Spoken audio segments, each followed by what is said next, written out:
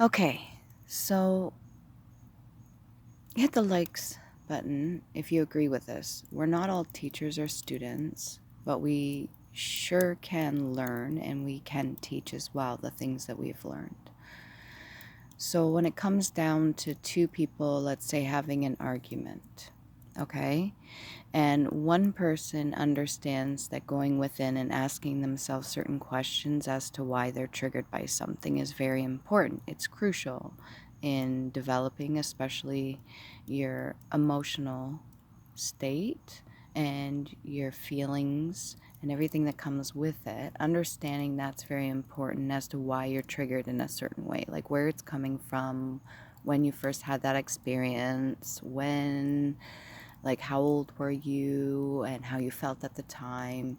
And that's something normally we all bring into adulthood. So when it comes to triggers, let's say somebody has said something and it upsets us a certain way and we have an emotional reaction. Well, that's a trigger. That's something that wasn't looked at and has yet to be addressed.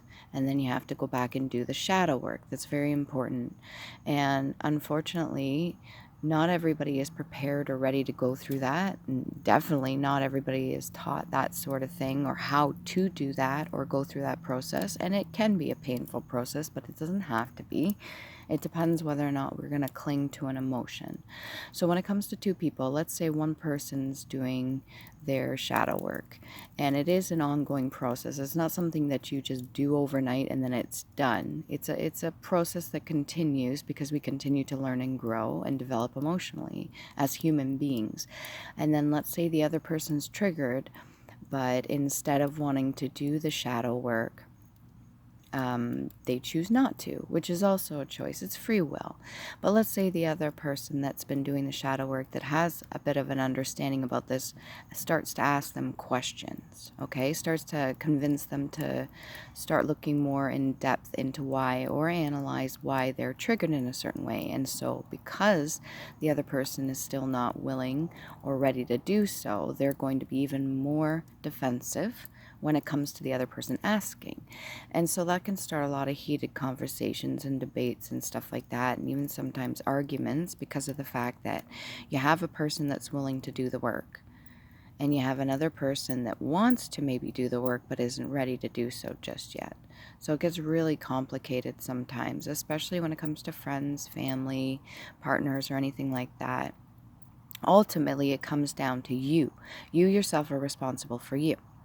So let's say it's been brought up in conversation that me, myself, reacts emotionally. And in this case, maybe I get more quiet or something like that. Well, obviously, I'm not speaking what it is that I need to say at the time, or maybe I have already spoken and it's just not been acknowledged. Okay.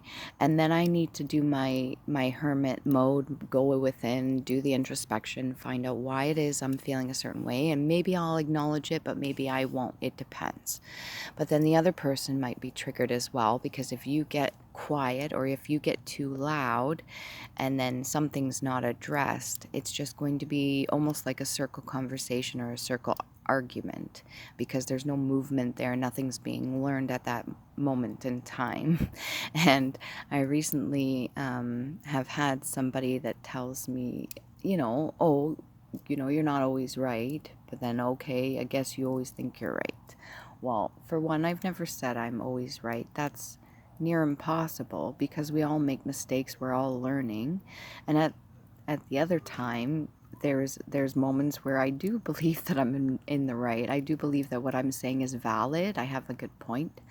So, I mean, I'm not going to sit here and say I'm right every single time, but there are people that are good at teaching and there are people that are good at being a student as well. But I would say that when it comes to everybody we meet in our daily lives, that we're all both, a little bit of both.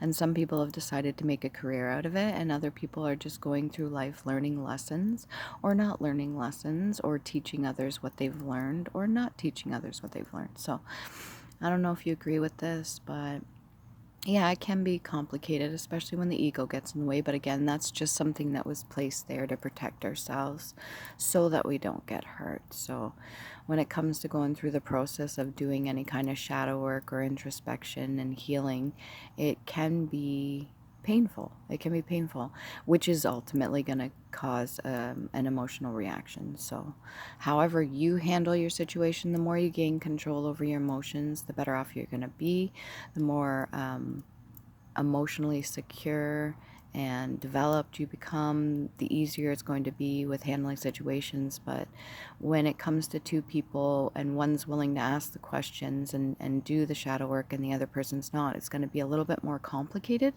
But you also can't force anybody to do anything they don't want to do either. So just understand that it is supposed to be teamwork. We're all supposed to be doing this together so we can grow, so we can learn, so we can develop emotionally as human beings and evolve. But it gets complicated sometimes, depending on whatever it is that is causing such triggers. So that would be something that the only person that could answer that would be the person themselves. And if you're willing to help or guide a person through that, that's great. But if they're not wanting your help, that's a whole other situation in itself. So yeah, if you agree with this, please like, comment down below, maybe your own experiences. And if not, maybe you find a different video that's of your interest.